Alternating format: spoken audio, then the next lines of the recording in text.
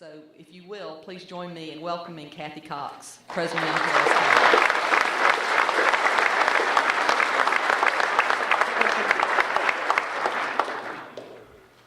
Thank you, Laura, and good afternoon. Let me see, I got a lot of equipment up here, and so I've got to figure out where to put everything. When Laura goes down that list of all the different jobs I've had and careers I've had, I'm sure that most of y'all are saying, golly, she could not keep a job. And to some extent that's true. But I have the best job now ever, and today is a real treat because it's like Old Home Week, and just walking in the door, there's so many good friends in this room, Sisty Hudson and George DeLoach, who served in the legislature with me, and a lot of my home folks from down in Seminole County and Decatur County and Thomas County. But I particularly was happy to see Dick Meekum, who's the new chairman-elect in Hall County, because my first job out of college, I was the police reporter for the Gainesville Times when Sheriff Meekum was elected, and they built a new county jail, and he gave me my own cell and locked me up to get the true feeling so I could write about it. But congratulations to all of you. It's a pleasure to be with you, especially now that I am no longer a politician. Of course, as the saying goes, the only cure for a politician is embalming fluid. And some of you who are retreads are living proof of that. But it was actually 20 years ago this year that I ran for my first office, ran for the Georgia House of Representatives from Southwest Georgia. And a lot has happened since then. I ran for my House seat twice. I ran for the Secretary of State's office twice and was elected. And then I ran for governor and lost, or as I like to say, the Lord rescued me from politics and sent me on to heaven in the mountains. And so I now have had 5.5 of the very best years of my life living on a small residential liberal arts campus up in the North Georgia mountains, and have had the opportunity to turn it into a 4-year college. I have put in front of each of you one of our little admissions booklets, so I hope you will take it home and give it to a high school student that is thinking about college, because we've been on a roll. In the past 5 years, we have more than doubled the size of our faculty. We've had an enrollment increase of more than 60%, still very small, just over 1,000 students. We have built in 5 years more than $50 million worth of new facilities. And tomorrow, assuming the city council gives us the permits we need tonight, we will start demolishing 2 buildings to start construction of a $41 million campus center, and we have raised every dime of that money to pay for it. So,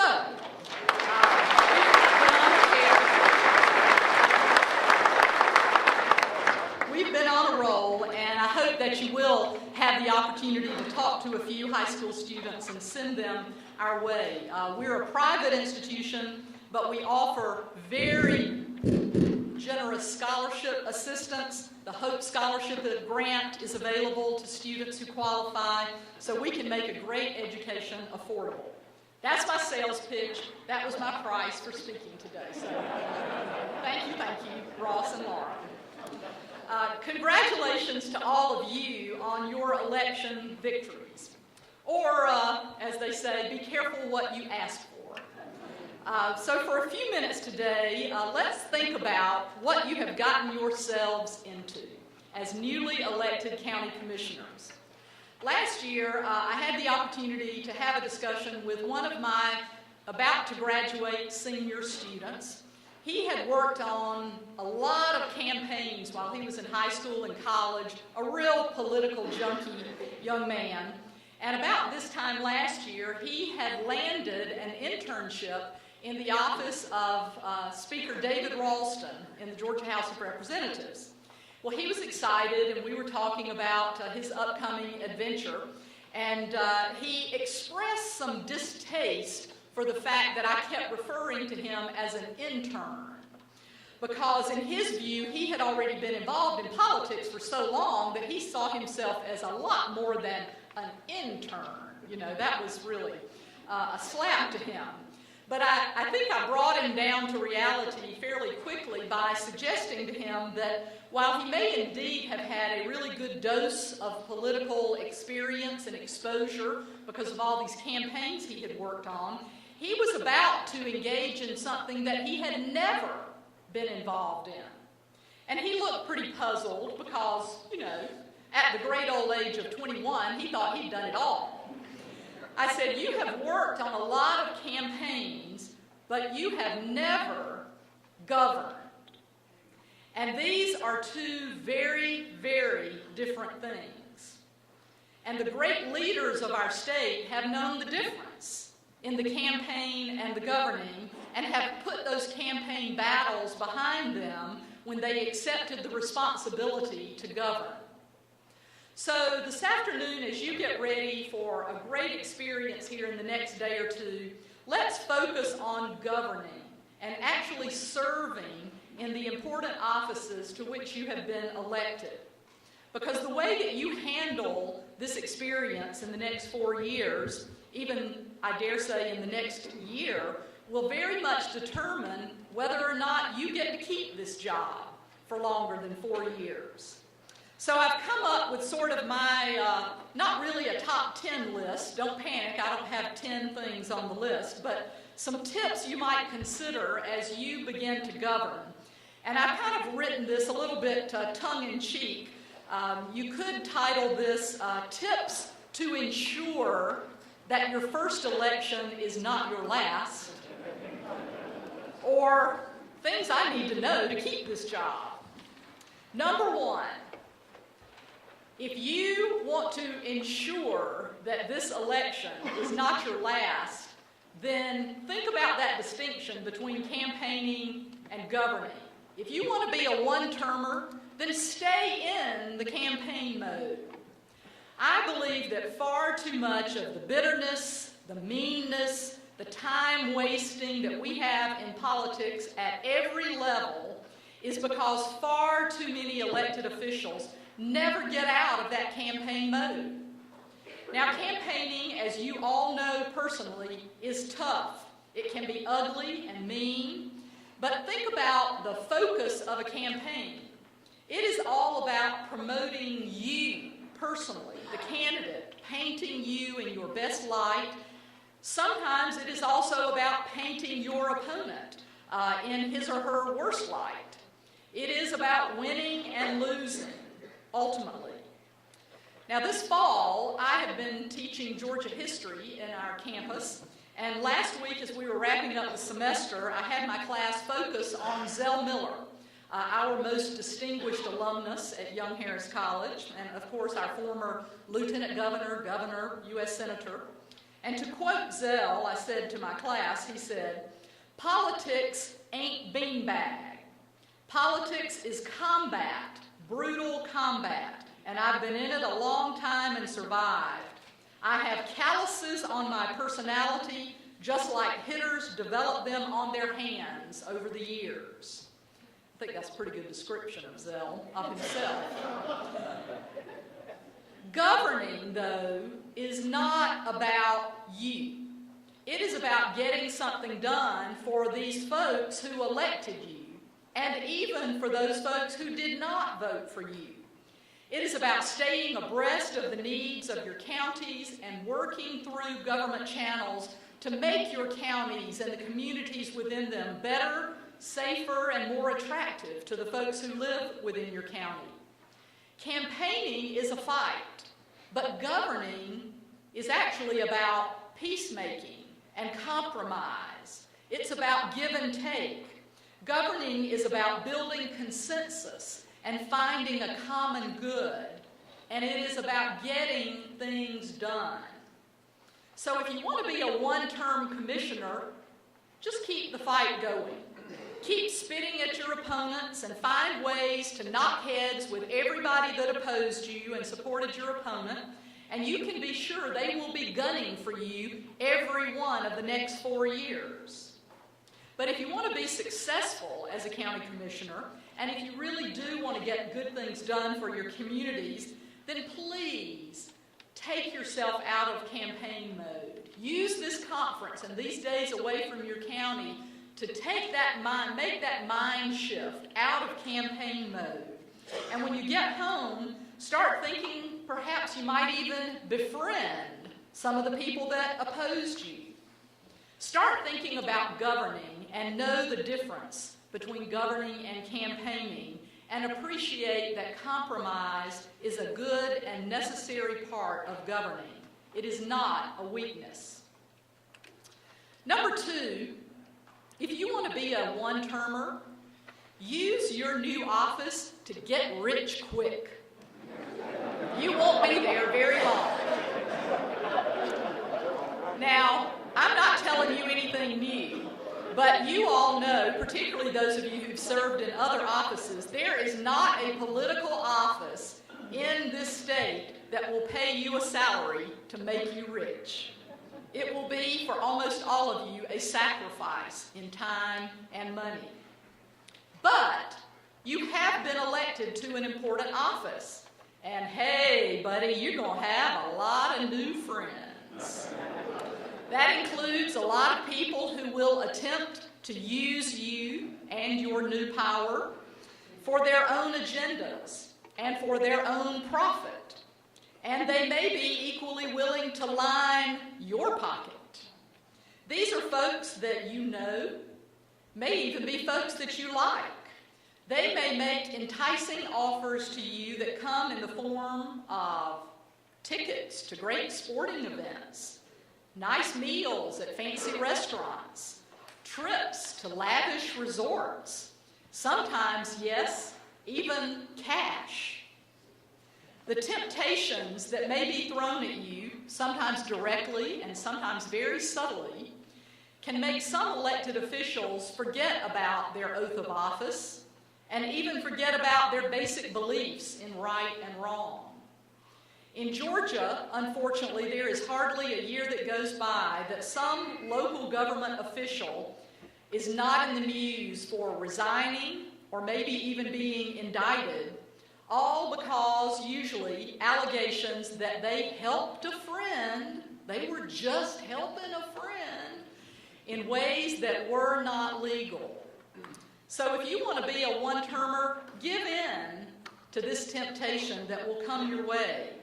It will not only get you defeated, but sooner or later it could give you time, just as I did with Sheriff Meekum, to spend some quality time in some of the most secure institutions in Georgia.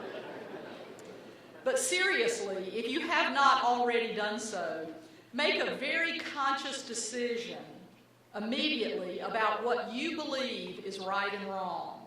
Do it before you leave this conference. Make a decision about the ethics to which you will adhere in this office and carve it in stone. Our citizens are hungry for elected officials with a strong moral compass, and I hope I'm looking at a room full of them. Number 3.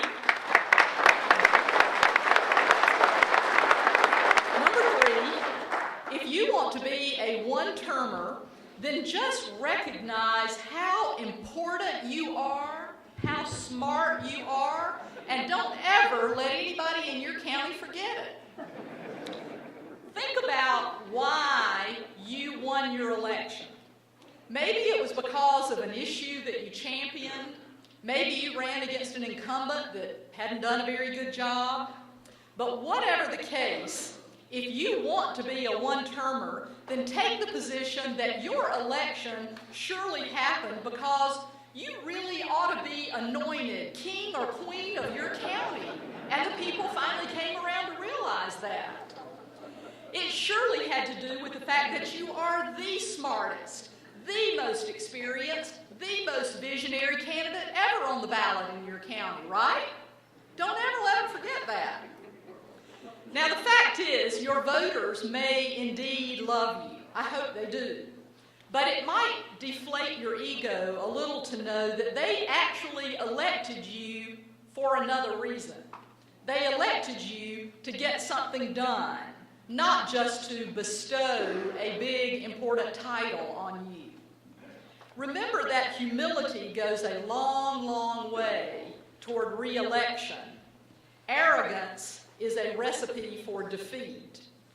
And respect goes right along with that equation. Excuse me here, got a message.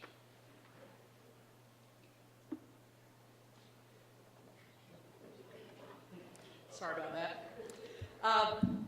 Did that annoy you?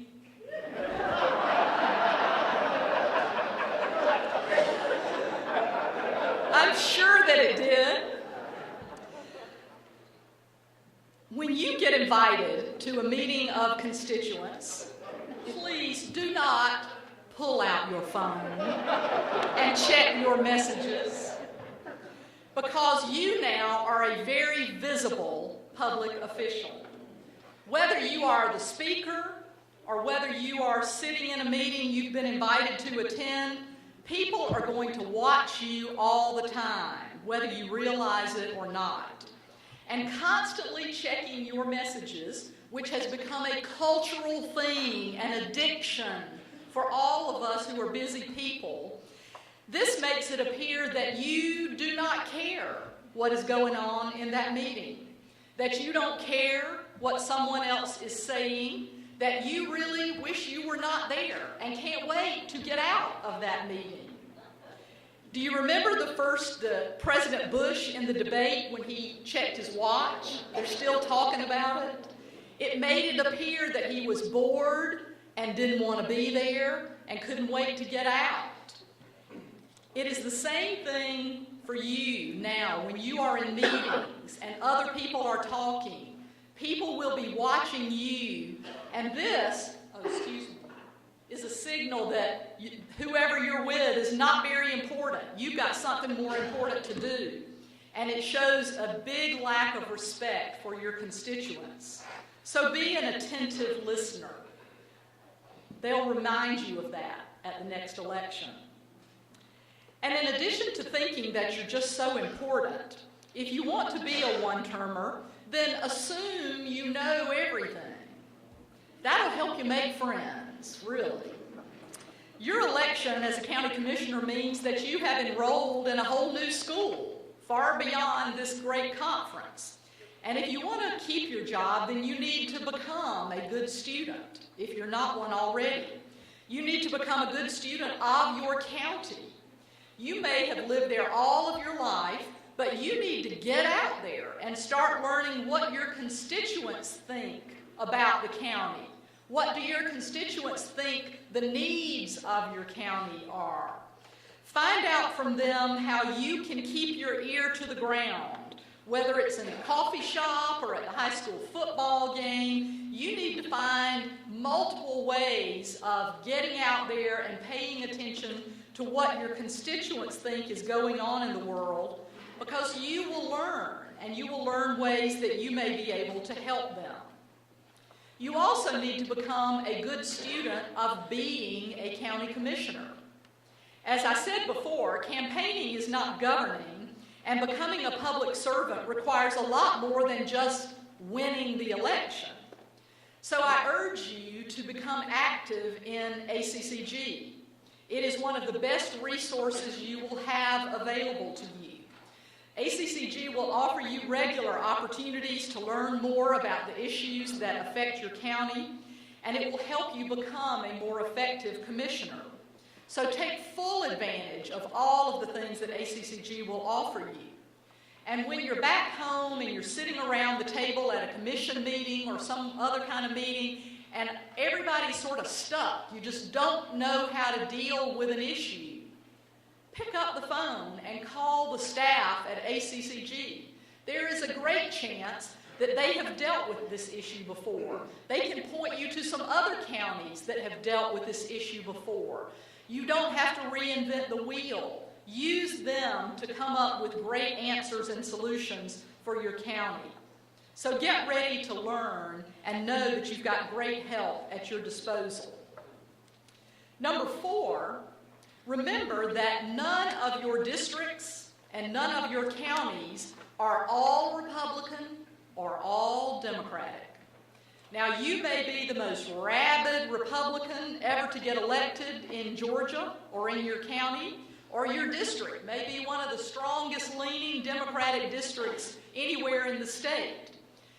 Nevertheless, in spite of the wonders of technology we use for reapportionment nowadays, there is no county and no district that is 100% Republican or 100% Democratic. And no matter how loyal you are to the party banner under which you were elected, you have constituents that do not subscribe to your party's viewpoints. And they do, in fact, deserve your time and your respect. Now, when I ran for governor back in 2006, I talked very seriously about eliminating party affiliation for all county offices. I still think today that would be a good idea. But neither the Democratic or Republican Party thought that was a good idea at all. But I frankly cannot see why party ideology has any part in the work of a county official. Whether you're getting a road paved or repaired, whether you're working to bring jobs to your county, whether you are helping to develop better recreational opportunities in your area, whether you're expanding the industrial park, whatever the county issue is, none of these things really should depend on political party, and rarely do they. So if you want to be successful, make a decision to be a statesman or a stateswoman. Rise above party conflicts and just work to represent every person, regardless of their party affiliation, regardless of how different they may be from you in their beliefs. Make a commitment to represent them in the best way possible. You stand a far better chance of being reelected over and over again if you will forget about party politics and focus on getting good things done, tangible things for everyone in your district. And you will be surprised, come next election, how many crossover votes you will get by reaching out to people beyond your own political party. Number 5, if you want to be a one-termer, then just keep thinking, it's all about me. It's really all about me. Now, I asked you earlier to think about why you may have won your election, but think now about why you wanted to run in the first place. I've questioned the sanity of several of you just walking in the room here because I know you have not taken on easy jobs. But if you ran because you thought it would elevate your stature or turn you into a powerful person, or it would make you better somehow than you were 3 weeks ago before the election, then you may be on the path to being a one-termer.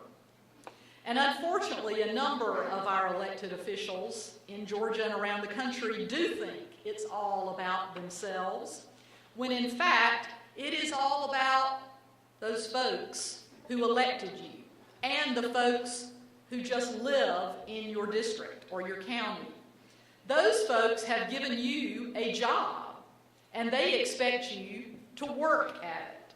They believe you are a public servant. And in every sense of the word, they hired you for a 4-year job. As a public servant, as an elected official, you have accepted a tremendous responsibility toward those constituents. And there may be nothing more important to your reelection than these 2 words: constituent service.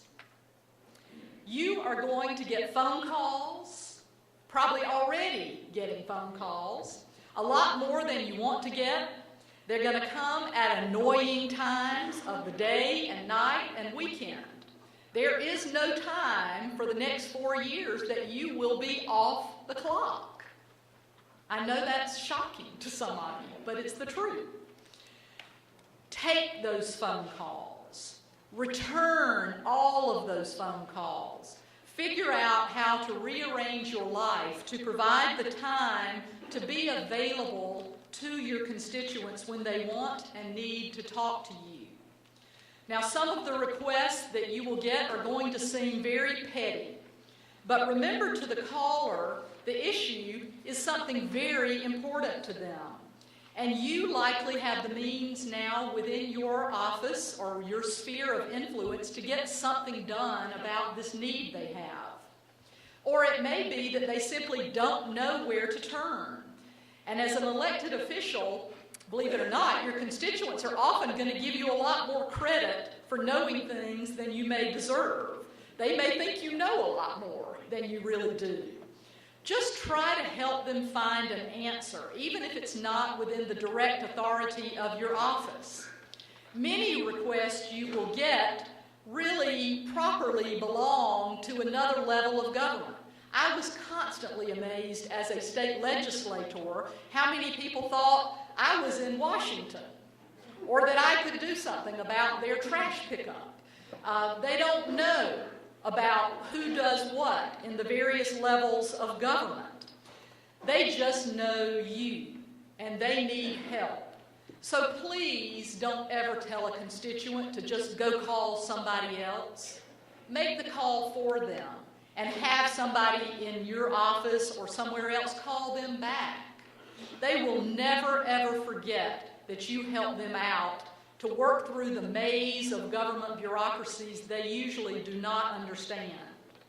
If you can become a good resource for your constituents, if you can develop a reputation for providing great constituent service, for returning those phone calls, for following up on all those requests you get, for truly being a public servant, no matter how mundane the issues are, your voters will be begging you to run for re-election, and you won't have to worry about opposition. 2 words: constituent service. Number 6, get used to being naked. Okay, I was just trying to see if you're really awake.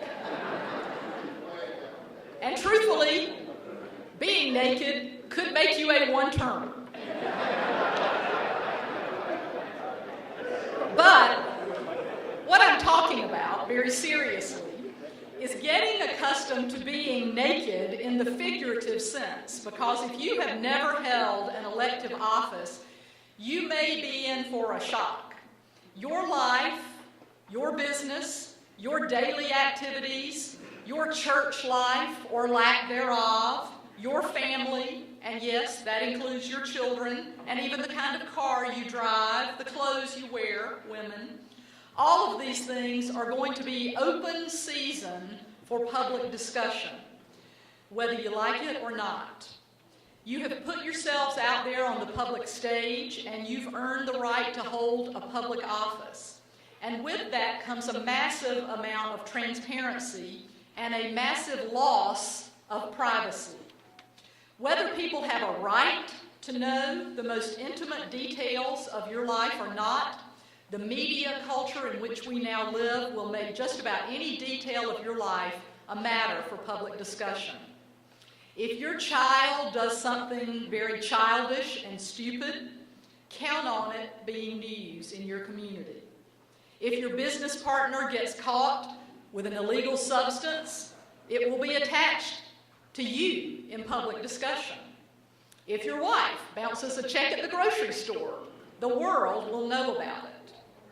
You will be required to disclose a lot annually of your personal and financial information about yourself, about your businesses, things that your family, your immediate family is involved in. The news media outlets may publish or discuss this information. And I'm sure you're going to have a session during this conference on the ethics laws that you need to become very familiar with. This is the life of an elected official. If you try to hide something, trust me, you can make it worse. So get used to feeling naked. Congratulations. And finally, be thankful. Zell Miller often often said in his speeches, if you ever saw a turtle sitting on a fence post, you know he didn't get there by himself. And very similarly, no elected official ever got there by himself or herself. So unless you want to be a one-termer, you should constantly think about and thank the people who helped you get elected. Not by offering them any improper advantage, but simply by saying thank you throughout the next 4 years. Maybe it's with thank you notes or holiday cards. Maybe it's by hosting a lunch for your campaign staff and volunteers. Maybe once a year you put on a good old South Georgia fish fry and invite everybody to come on over just to eat and fellowship so you can say, thank you for giving me this tough job that works me 24/7. Thank you, thank you, thank you, as Gomer Pyle used to say. You can show your thanks by getting out there and showing up when you are invited to those events. Even when you'd rather be at home with your feet up, go. When you're invited to 5 breakfasts in a row throughout a week and you sure would rather sleep past 4 a.m. some morning, get up and go. Just by being there, your community will know that you care and that you care about them, and you'll learn what they care about. And oftentimes, you'll learn more about how you can help them. It shows courtesy, it shows respect. So when invited, go. By whatever means you can, let people know that you genuinely appreciate them and you appreciate the confidence they have shown in you. And these actions will speak much louder than your words. Additionally, as a county commissioner, you will come to know that none of your grand ideas for governing can be accomplished without dedicated county employees. From the highest paid county manager to the lowest paid maintenance worker, you need to get in the habit of letting these hardworking men and women know that you appreciate their work and their commitment to your county. Much of the work they do is not glamorous, but it is essential to the delivery of services in your county, so get used to saying thank you. Whether you show up at shift change time and you're literally there to just thank them and shake their hands, they'll be shocked. They'll be shocked that a county commissioner came out to say thank you at 6 o'clock in the morning when they're loading up on the trucks to go. Obviously, thank them with pay raises when you can, but just your personal thanks will go so far in helping them to know that you appreciate them. It will make you look better as a commissioner, and when you are good to your employees, they will be your best assets when you seek re-election. They will be voluntarily out there saying good things about you. Finally, learn to thank your fellow county commissioners. Now, except in those few counties that have sole commissioners, I now live in one, almost all of you are going to need the help of your fellow commissioners and the colleagues on your boards to fulfill your campaign pledges. So, learn what issues are important to them. Learn about their families and what makes them tick as people. Let them know you appreciate their votes when they support your ideas. Learn to be a good team player, and you will be far more successful as a commissioner when you do. Be thankful always. Now, these tips are not rocket science. They're pretty practical, common sense suggestions that, in my view, would help elected officials at any level to be successful. Or in the reverse, to assure that there are going to be some one-termers who quickly alienate the voters who put them into this job. But if you will learn to say thank you to your friends and neighbors, you will find not only will you not be a one-termer, you will keep this job as long as you care to keep it. And that's what it's all about. Being thankful, making that shift from campaign mode to governing, and knowing that there is work to be done. I want you to be successful because as a citizen of Georgia, I know that our entire state depends on having thoughtful, visionary, ethical leaders who are willing to do the hard work. Most of the problems you get are not going to be easily resolved. That's why you get paid the big bucks. You'll know that very soon. But it can be the most rewarding 4 years of your life. So I hope you enjoy it. I hope you are successful in every way. And I hope you'll find some high school students to send me at Young Harris. Come see us at the mountains. Happy holidays. Yes, ma'am, did you have a question? Did you have a question? Thank you.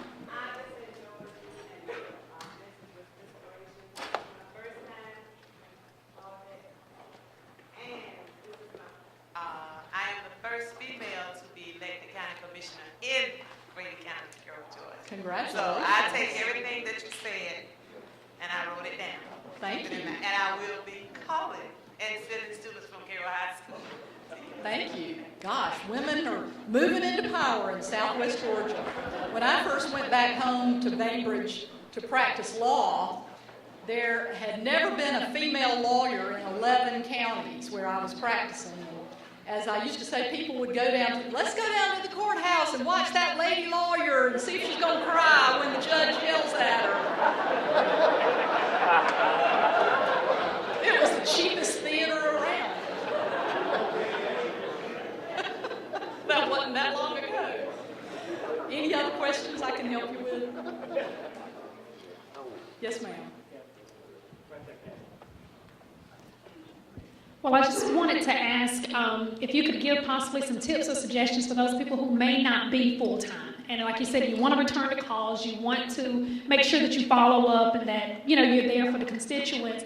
Maybe share some tips on how to balance when you're not full-time. That's an excellent question, and I'm probably the poster child for living the most imbalanced life ever. Most of you are not full-time. That's a rarity in Georgia for county commissioners and city council people to be full-time officials. So you all have to figure out what best works for you. I remember when I was practicing law in Bainbridge and trying to be a legislator, and I would really just try to carve out a couple of hours every morning to return phone calls. You know, I had an answering machine, or my secretary was taking messages when I was in meetings, but if I didn't get around to returning calls on one day, I would try to find ways to block some time and just schedule being a legislator. Now, it's never that easy because there are going to be emergencies and people that just find ways to interrupt your daily life, but in some respects, you just have to mentally say, you know, I'm not going to get upset about interruptions because interruptions is what I've bargained for. But it would be hard to give you a one-size-fits-all kind of suggestion other than to say the more you can let the people you work with or your family know that this part of every day is going to be my county commission few hours, and I'm going to have to read things, I'm going to have to return phone calls, but those lunch meetings, breakfast meetings, evening meetings can eat up your life, and they are so important to your constituents. You've got to have understanding families, and to the extent you have children that you can take with you to these meetings. I grew up as the child of a politician, so I have those defective genes. But I would not trade anything for the experience of growing up with a father who was first a city councilman and a mayor and later a legislator, of the times that I got to sit around on the porch and listen to constituents coming to ask him questions. And then he would talk to me afterwards. I'd say, wow, what are you going to do?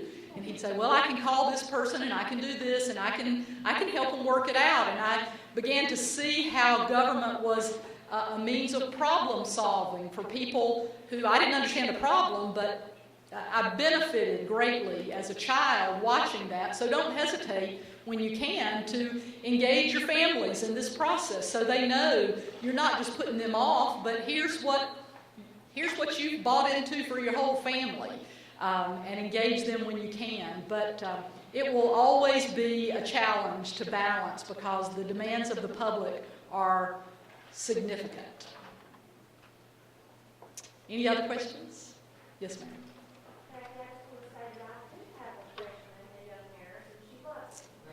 Yay, I've got a freshman, young Harris. Thank you. Thank you very much.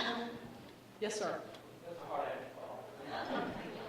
You made the comment about nonpartisan elections at the local level, and I just wanted to say yes. I mean, in Clark County, we are nonpartisan. Partisanship tends to creep in when somebody's losing, and we saw what effect it had on the tone of the campaign, and it became destructive rather than a constructive dialogue. So I just want to say yes. Let's do that. Well, talk to your legislators. Probably our legal experts probably would require a constitutional amendment, but I guarantee you the public would vote for it if you could ever get it through the legislature. It's just, politics certainly has a place. I just don't see it in local governments. There's just too much of where the rubber meets the road, and the constituent service and the basic functions that so many people in our state depend on from local governments really ought not to be a partisan thing.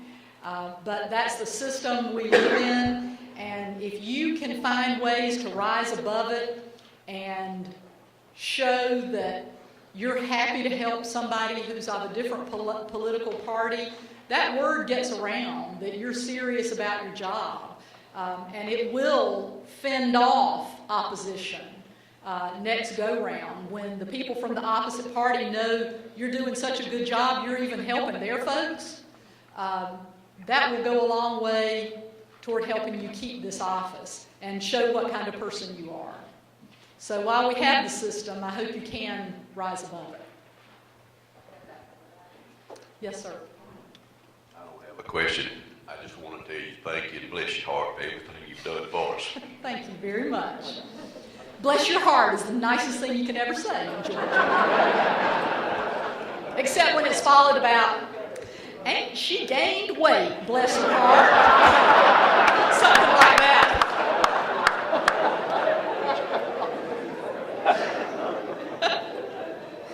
Yes. My name is Yusuf Shabazz. I'm from Chatham County, Savannah, Georgia. And you mentioned that you should take yourself out of campaign mode and get into governing mode. But when you govern properly and you take care of the concerns of the people, it keeps you in campaign mode because then you'll get reelected. I was once told by a seasoned politician that the way that you continue to campaign is that you do take care of the people. And the whole 4 years that you're in there is still campaigning. Those are very wise words. And I remember as Secretary of State, there was a movement at one point, Florida went this way, of taking all of our state constitutional offices like Secretary of State or Insurance Commissioner, all of these various offices, and make them appointed offices. They did that in Florida. When they started talking about it in Georgia, I said that would be a big, big mistake, because the fact that I knew I had to stand for re-election every 4 years meant I was going to take care of the people, and I was going to get my job done because I was going to have to answer for it in 4 years. So as hard as that makes it, it makes it a very healthy process if you're serious about the job. And appointed officials have a wonderful way of, pointing that way. Oh, it wasn't my responsibility, it was the governor's fault, or it was the chairman's fault, or something like that. If you don't have to stand for re-election, you can pass the buck all day long. But if you got to stand up in 4 years and say, what did I get done in 4 years? Why should I be re-elected? Then hopefully it is a positively motivating thing that governs how you treat people, governs what your priorities are, helps you focus on accomplishing some things that you can talk about in 4 years. So, wise words. Thank you. Well, thank you all for letting me come down from the mountains.